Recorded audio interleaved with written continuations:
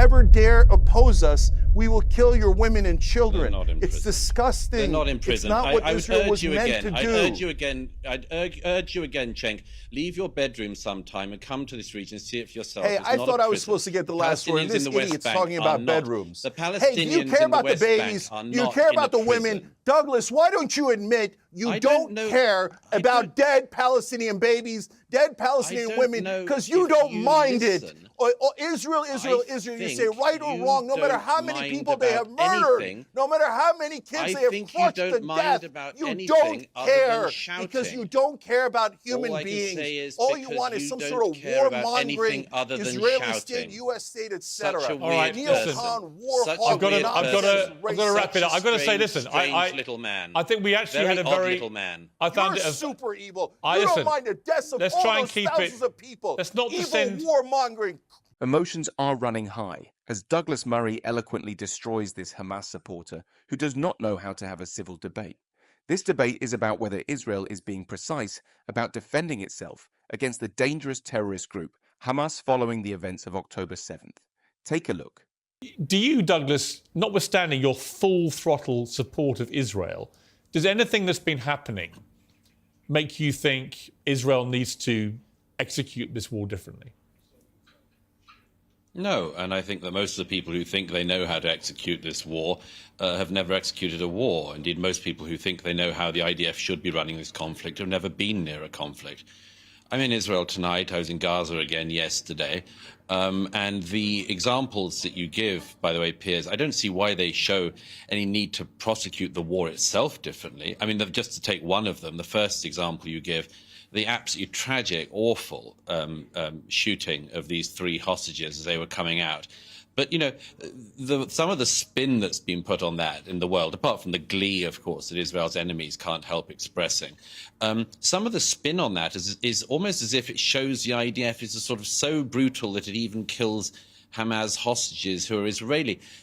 I just think this is another example of the international media and others just having this astounding lack of empathy for the Israeli people. Can you imagine what it was like for those soldiers who were in Gaza, knowing that at any point there are snipers, there are booby traps everywhere, people coming out of tunnels that they've built at British and American taxpayer expenses and attacking them? Can you imagine what it was like for the soldiers who, in that terrible moment, made the life-changing mistake of shooting 3 people who turned out to be Hamas hostages? But why would they? But Douglas, on that, why would they shoot anyone who was shirtless and waving an SOS flag? I mean, why would whoever they were, whether they were Israeli hostages or whether they thought they were Palestinians, why would anyone shoot anyone who comes out like that? That's my point. That'll be a matter for the inquiry into it. But, look, it's hardly as if they'd have wanted to have done that. What this demonstrates is, in this incredibly close conflict, in a heavily built-up area, with people coming out from all sides, firing, shooting, detonating, people make mistakes. Of course they do. That's just a human reality of war, horrible as it is. I don't think it shows in any way that Israel is prosecuting this war wrongly. Douglas Murray's point about the execution of war by Israel is spot on. We all understand the complexities of moral warfare, especially when defending one's homeland.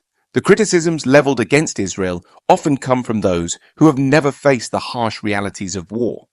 As Douglas rightly points out, it's easy to judge from afar, but the IDF's actions should be seen in the context of survival and defense against relentless enemies. The tragic loss of life, including the hostages, is heart-wrenching, but it's a sad reality of war, not a reflection of indiscriminate brutality. Israel's enemies, often driven by deep-seated hatred, twist these events to paint Israel as the aggressor, ignoring the constant threat it faces. Murray rightly highlights the left-wing media's lack of empathy and understanding, which turns the narrative unfairly against Israel. As for the main issue of the war is to destroy Hamas. No Israeli of left or right or centre believes anymore after October the 7th they can live beside Hamas. Hamas has been given the statelet of Gaza. It was given it in 2006, voted in, then killed their fellow Palestinians in a coup, killed Fatah rivals. And they've run the Gaza for almost 18 years now. And they've produced a new generation of people whose main aim in life, it seems, according to their textbooks and their classes, is to regard Jews as enemies who should be killed. This is just an unbelievable waste, a waste of life on every side. But apart from anything else, a waste of those Palestinian lives, of children who grew up under Hamas's rule, if you can call it that, who have been indoctrinated into becoming sociopaths by a psychopathic terror organization, Hamas.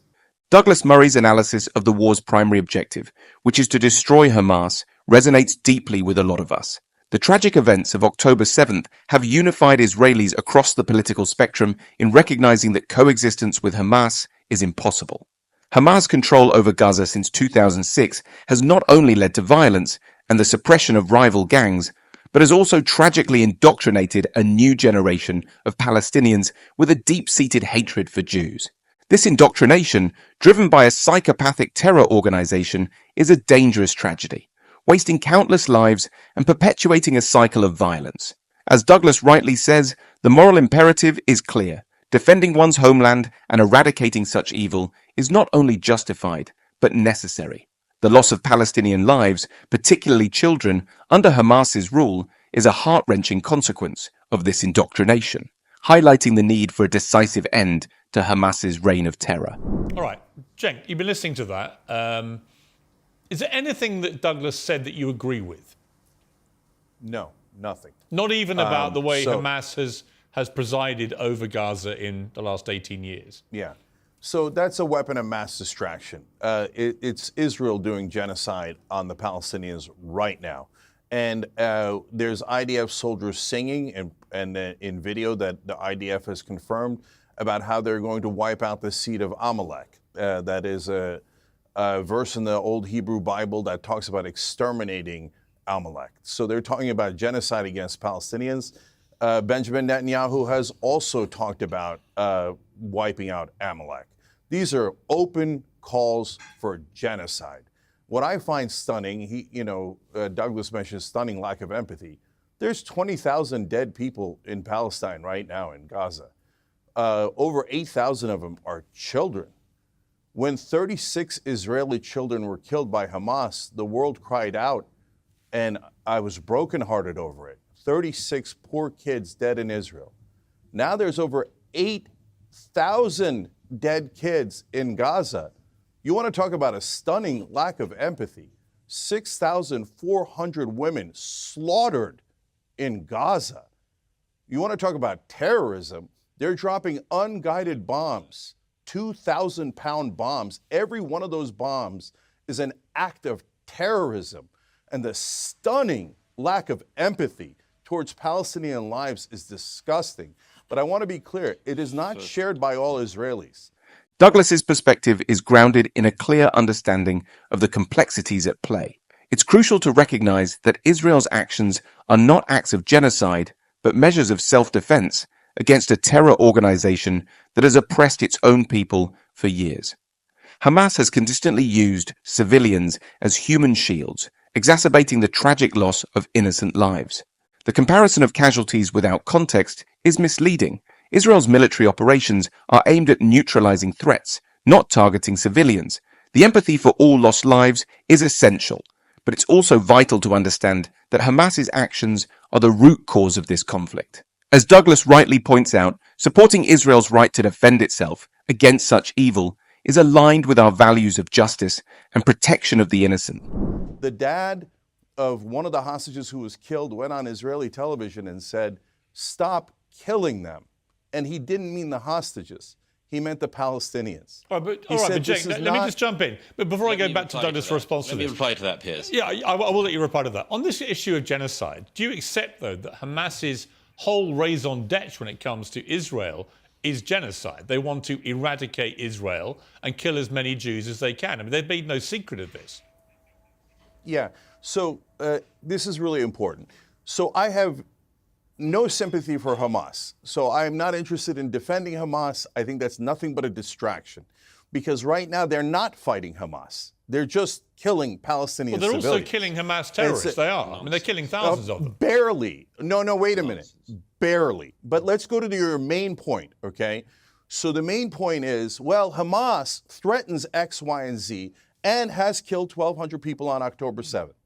So that is why we have to all worry about what Hamas might do I don't think it's simple as that. Hold on, let me finish the point. Let me finish the point. At what they might do if they had infinite power, the kind of power that Israel has. Meanwhile, Israel is actually doing the genocide, is actually preventing a Palestinian state and saying you are not allowed to exist, and if you dare try to exist, we'll kill 20,000 of your children and women. All right, Douglas, respond to that. Douglas is about to totally destroy him in a second, but it's essential to recognize that the true genocidal intent lies with Hamas. They openly declare their desire to eradicate Israel and kill as many Jews as possible. Israel's actions are defensive measures to protect their citizens from a terror organization that has no regard for human life, including their own people. The focus should be on the root cause, which is Hamas's relentless aggression and use of civilians as shields. Israel's actions, while tragic in their consequences, are aimed at neutralizing a direct threat. As Douglas rightly says, the narrative that Israel is committing genocide is a dangerous distortion of the reality of their defensive efforts. Several things. First of all, anyone who uses the term genocide in this context simply doesn't know what they're talking about, or is a malevolent actor.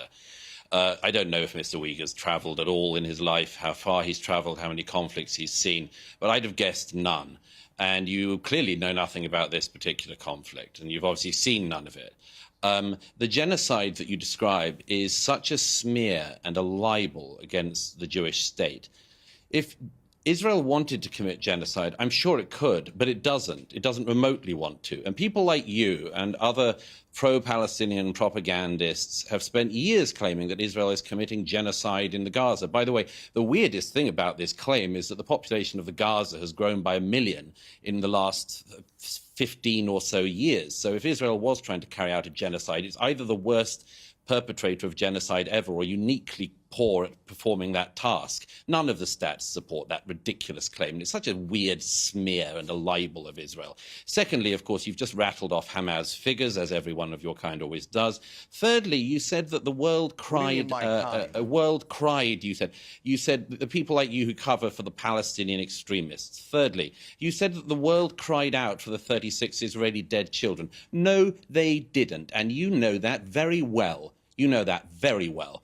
If you put up a poster to a missing dog in any Western city, that poster stays up.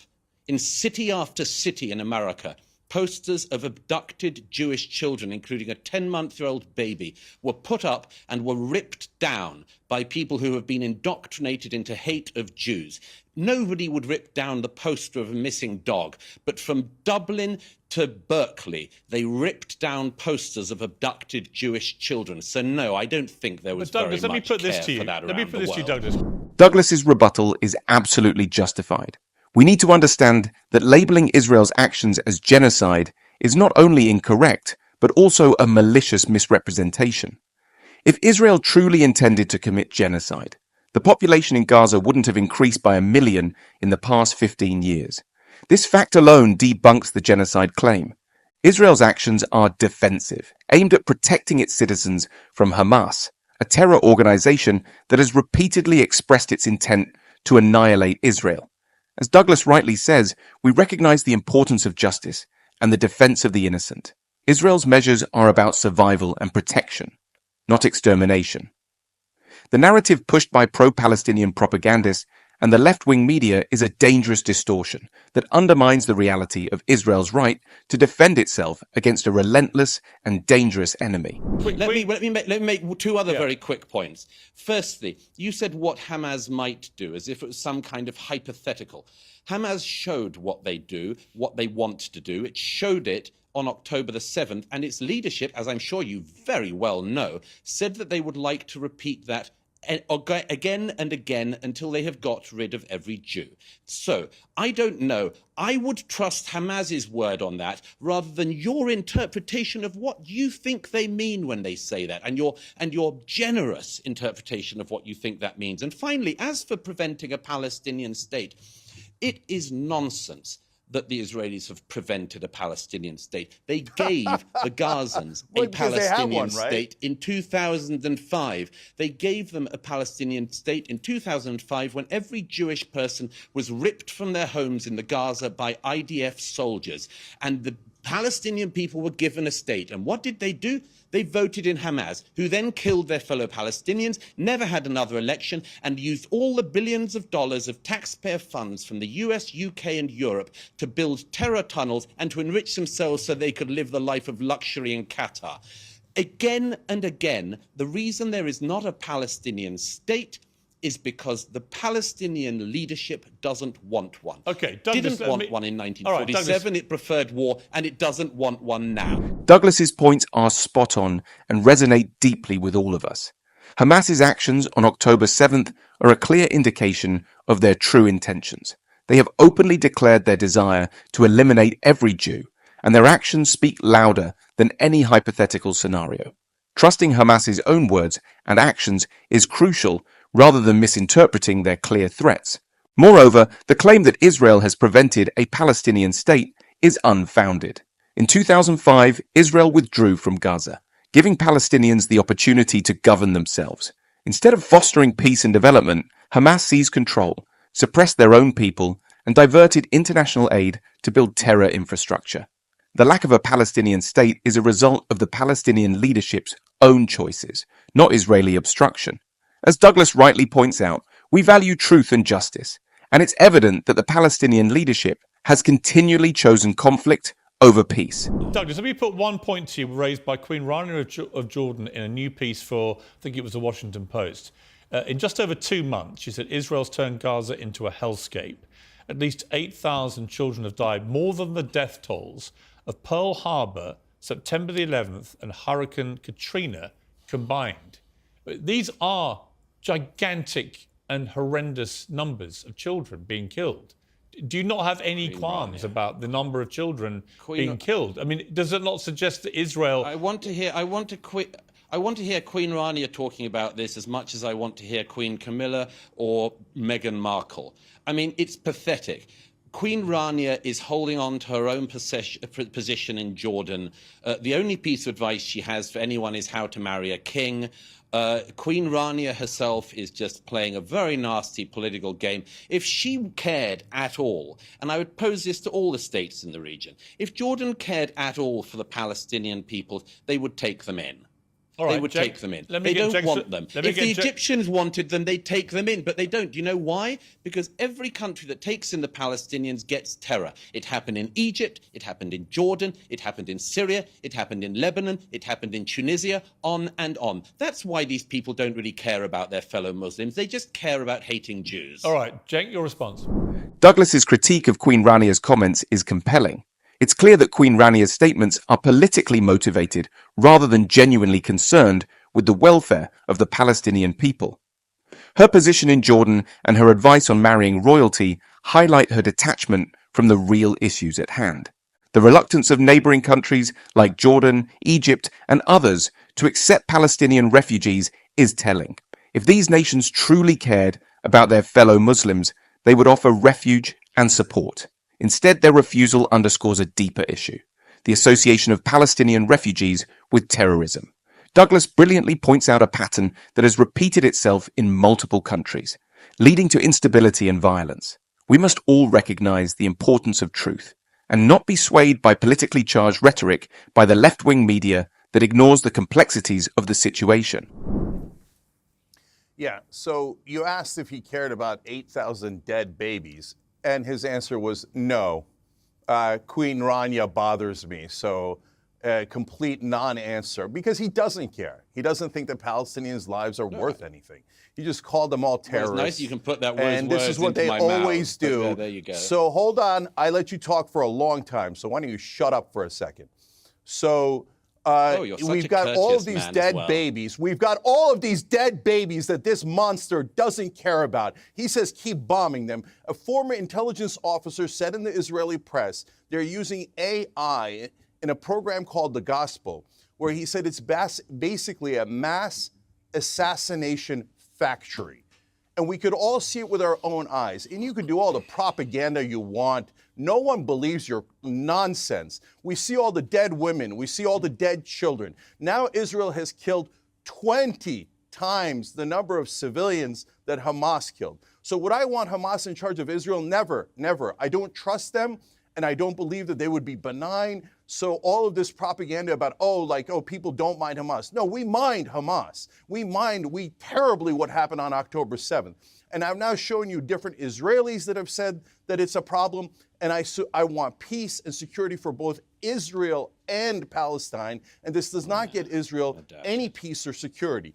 But when you ask the other side, do you mind tens of thousands of civilians that have been murdered, incinerated alive, body parts picked out of rubble, little babies killed over and over again in what is even the Israeli prime minister is referring to as Amalek, meaning an extermination of the Palestinian people. This man's rebuttal is pointless, as it focuses on emotional rhetoric rather than addressing the underlying issues. It's easy to get lost in the tragic numbers, but Douglas is spot on in highlighting a broader pattern of behavior among neighboring countries and their unwillingness to support Palestinian refugees. The core issue isn't just about the immediate casualties, but about the long-term implications of harboring groups associated with terrorism. History has shown that countries taking in Palestinian refugees often face increased instability and violence. This isn't about devaluing lives, but about recognizing the complexities and dangers involved. As Douglas rightly says, it's essential to seek truth and understand the deeper issues rather than being swayed by emotional arguments. Before I go to Douglas, Cenk, one question. You want to get rid of Hamas too, as does Douglas, as do I. If you don't do it the way that Israel is currently doing it, given that they live amongst the population, how else do you do it? Yeah, there's an excellent way to do it, and there's the right way to do it. So let me explain. So war, this guy talks about, I love war. I go to all the conflict zones. So by watching it and rooting on for more death, I know something about conflict. You know nothing. So here's what reality is. War gets you more war, but peace actually works. So when Israel did a peace deal with Egypt, not only were the Egyptians safe, but the Israelis became safer. That peace deal has held for decade after decade. So how do you do a peace deal in this case? What you do is you do the two-state solution now, and you do it with the Palestinian Authority in the West Bank. And if you then have a Palestinian state, the Palestinian Authority would have the credibility to drive out Hamas from Gaza. That is a realistic plan for both peace, security for Israel and the Palestinians, and driving out Hamas. The idea that you're going to kill 20,000 more civilians, 200,000 more civilians in Gaza, and it's going to drive out Hamas. Let Douglas respond to that. First of all, Douglas is about to absolutely obliterate him in a second, but what he fails to understand is that Douglas's stance is fundamentally rooted in the belief that evil must be confronted decisively. The idea of making peace deals with groups that have a history of violence and terrorism is fundamentally flawed. He also suggests a two-state solution, but history has shown that such agreements often fail due to the inherent nature of these groups. Israel's current actions are seen as necessary for long-term peace and security. The notion that peace can be achieved by negotiating with those who do not value life is naive. True peace comes from strength and the willingness to confront and eliminate threats decisively. This approach, though difficult, aligns with the moral duty to protect innocent lives and uphold justice. First of all, your other guest, I don't know what kind of a creature he is. He's a kind of low-grade thug, as far as I can see. He's listened to nothing I've said. Yeah, I know, because I'm Muslim. That's what you call all Muslims. I'll tell you. No, it's not that at all. It's not that at all. I just think that you're just a very low-rent racist. But anyway, let me just get on to it. You say first of all, I don't care about the death of Palestinian children. Yes, I do care. I care very deeply about it. But I also know that the responsibility for their deaths lies on Hamas, which has misgoverned their society for the last 16 years and now has been leading goading the country into being in a war with Israel. So yes, it's on Hamas this. As for seeing wars, by the way, I just mentioned about seeing wars because as far as I can see, you're very ill-traveled as well as rather ill-lettered and ill-spoken. And I mention that I cover wars and go to wars because I happen to think myself that it's worth seeing things with your own eyes, including things that you don't particularly like, but you report the truth. I don't know if you ever even leave your own bedroom. And I can tell already that you don't because you've already said something that demonstrates you know nothing about this conflict. You have just demonstrated it in the following terms. You said that this is why we need to push for a two-state solution and give legitimacy to the Palestinian Authority. I'll tell you something you don't know because I guess you spent no time in the West Bank, have you? I'll tell you something you probably don't know.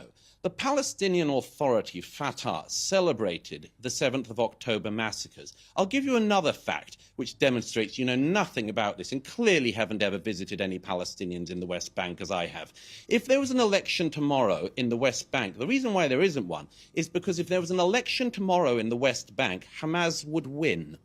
So your idea of a two-state solution, I'm afraid you are so out of date and you really should leave your bedroom. Because in this region, nobody thinks that there is a two-state solution on the table because there is not a viable negotiating partner. But I just want to make one other main point. Douglas's rebuttal emphasizes the importance of holding Hamas accountable for the suffering of Palestinian children.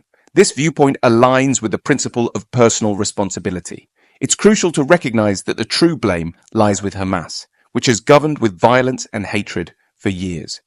Douglas's point about witnessing wars firsthand is also significant. It highlights the value of understanding the harsh realities of conflict rather than making uninformed judgments from a distance.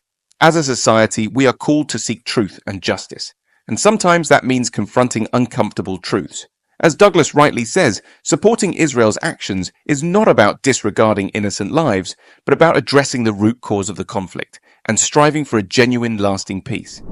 You have gone on and on tonight, throwing accusations out against the Jewish state, against me. It's the sort of thing you do. I know you're a sort of online pugilist and think you can run for office, and good luck with that.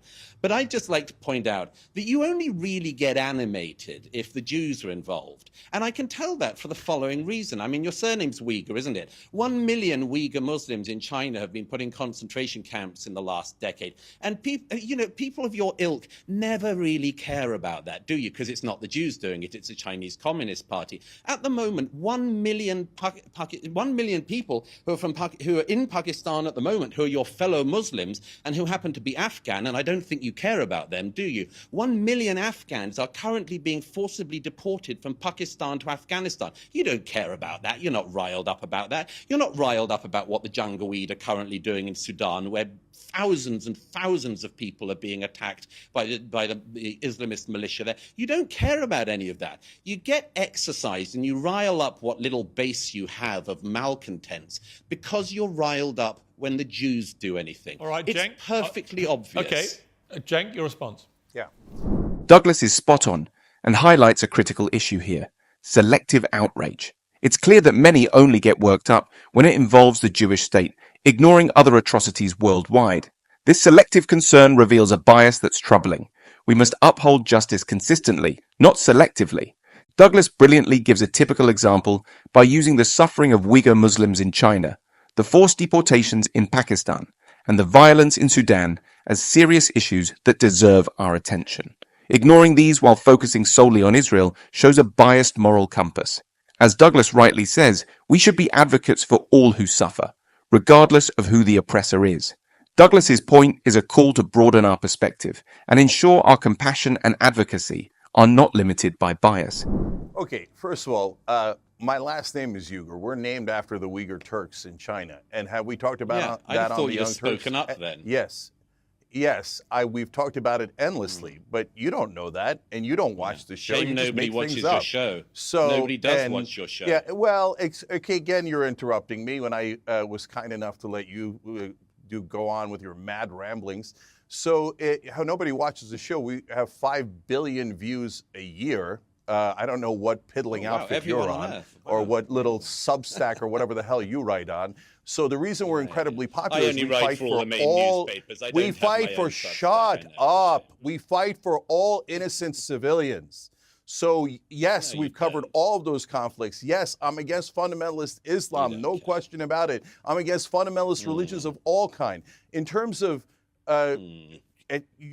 every right-wing supporter of Israel, their only tactic is, hey, don't look at the 8,000 murdered children. Don't look at the 6,400 murdered women. Don't look at the fact that all the hospitals Hamas in northern figures, Gaza have been Hamas shut figures. down. Don't look at the fact that 4 out of 5 people in northern Gaza are starving right now, and half of the people in southern Gaza are starving. Instead, anti-Semite, anti-Semite. Now, wait a minute. I just told you how much I want peace and security for Israel, how much I hated what happened on October 7th. What you don't know is I started the Young Turks with 2 Jewish friends. And so the whole program is both Jews and Muslims. You know nothing. You know nothing. I have Jewish family and friends. Why in the world, God, as they go to Israel, I want them to be safe, okay?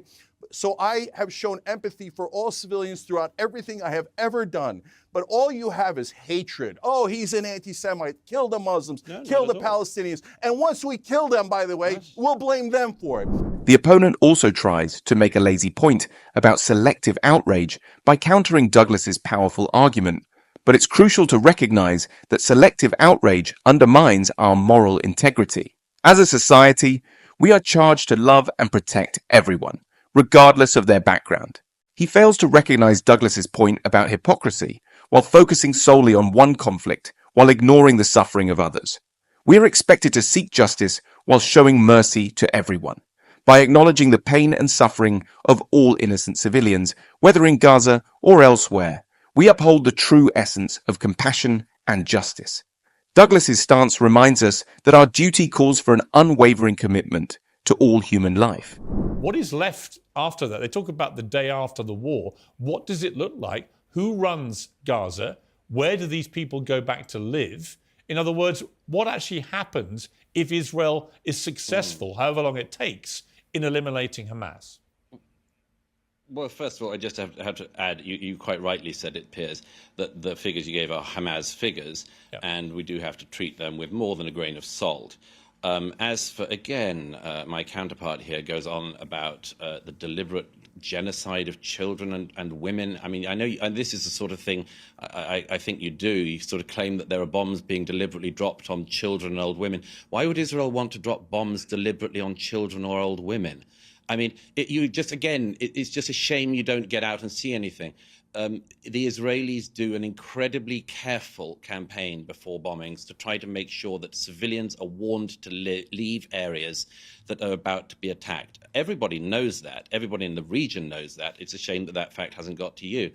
As it happens, the whole question you raised, Piers, is a very, very complex one. I don't have the answer, and I don't believe anyone does have the answer about the day after. Nobody wants to rule the Gaza. The Israelis used to be in charge of it. They left, as I say, in 2005 to the last Jew. They were all taken out of their houses. Israel doesn't want to rule the Gaza. Now, who can rule the Gaza? Hamas clearly cannot, because they set it up as a terrorist statelet. Can some Fatah-like authority be encouraged to take it over? Possibly. Possibly. I spoke to one Palestinian analyst earlier today who said that actually, just as I said earlier, that an election in the West Bank today would elect Hamas, perhaps an election tomorrow, if it was to happen, and I'm not sure if that's going to be a good idea, might even actually elect not Hamas Palestinians to power. But it's a heck of a risk. Douglas brings up an essential point that is spot on. The idea that Israel would deliberately target innocent civilians contradicts the principles of justice and righteousness that we hold dear. We understand the importance of truth and caution against accepting information without scrutiny. Douglas rightly emphasizes that Israel takes significant precautions to minimize civilian casualties, which reflects a commitment to moral warfare. It's crucial to acknowledge the complexity of the situation and the efforts made to protect innocent lives. This perspective aligns with our societal duty to seek truth and justice in all circumstances, ensuring that our actions and beliefs are grounded in integrity and compassion. Yeah. So I wish to God that they would release those women and children. I think it's immoral to keep them. It's wrong in every way. But Israel kills more than 40 women and children every single day. all completely innocent. Look, even if you take IDF's outlandish numbers of 7,000 Hamas fighters killed, that means their kill ratio of civilians to fighters is still worse than Hamas's. And they have now killed 20 times the number of civilians that Hamas has killed. So when Douglas talks about driving them into Egypt or Jordan, that's just ethnic cleansing. They live in Gaza. So if you push them out and they say, well, you're all Arabs anyway, why don't you just go live somewhere else in the region? That's the definition of ethnic cleansing. That is outrageous. And he says it with blithely, with no concern, because Palestinian lives don't matter. And you ask them, hey, how many Palestinians can you possibly kill? And he never answered the question.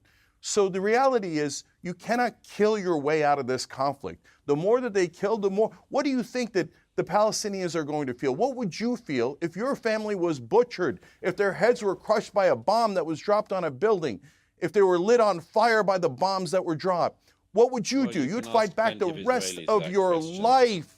And then they are permanently occupied. And now Netanyahu says he was proud that he prevented a Palestinian state and that he will continue to prevent a Palestinian state. He is not a partner for peace.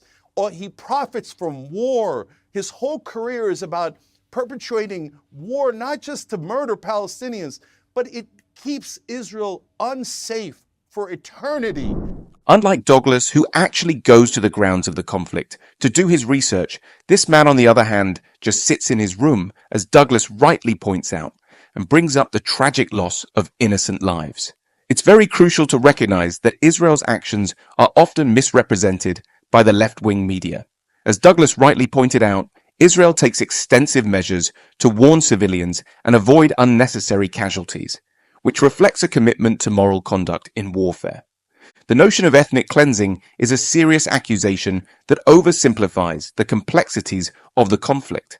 We all agree that we must support efforts that seek to protect innocent lives while upholding the principles of justice and truth. Israel's right to defend itself and its citizens against terrorist threats is a fundamental aspect of maintaining peace and security in the region. The reality is that the only solution to Gaza that anyone can see, I can imagine, is that it has to be a solution which involves multiple players in the region. The question of the Gaza is a very complex question. It used to be ruled by Egypt, used to be run by Egypt. Can Egypt have a role? In my view, it has to have a role. Can Jordan be involved? In my view, yes, it has to have a role. Can the Gulf states, including those who've been pumping money to Hamas, have some kind of role? Yes, I would hope so. It cannot be Israel's task alone to deal with the question of the Gaza. It has to involve multiple players in the region, but there's one kicker to that, which is that none of the Arabs in this region that I'm sitting in care a jot about the Palestinians. They really do not. If they did, for all of their talk, they would have done something. They would not have decided to keep the Palestinians out, as they have in country after country. Queen Rania can invite the Gazans into Jordan. She can invite the West Bank Palestinians into Jordan. She doesn't. Egypt could open its border with Gaza. It doesn't. The Egyptian border with Gaza is firmer and more closely locked than the Israeli ones. There are Gazan workers who, until the atrocities of October the 7th, every day were going through the Eretz crossings and others to work in Israel and to earn a decent living. Were there workers going in daily into Egypt? No, because the Egyptians don't want Palestinians in their country. So the only solution is a regional one, but I'm afraid in this region there are very few people who care about the Palestinians. Douglas's point is spot on and perfectly highlights the solution to the Gaza conflict. As Douglas rightly points out, it isn't solely Israel's burden to bear. It requires a collaborative effort from multiple regional players. Egypt, Jordan, and the Gulf states all have roles to play, but they turn a blind eye. If these countries truly cared about the Palestinians, they would take action rather than just talk on left-wing media platforms. Egypt's border with Gaza is stricter than Israel's, and other Arab nations have kept Palestinians out. Finally, Douglas offers us the only solution possible at this moment, and a horrifying example of the consequences that await us if we don't act. A collective approach is essential to address this complex issue, else we risk a more dangerous consequence. By involving multiple players, we can work towards a solution that ensures peace and stability, saving all lives involved. What are your thoughts on what Douglas has to say in this heated debate? Be sure to like, subscribe, and let us know in the comment section what your thoughts are. See you in the next video.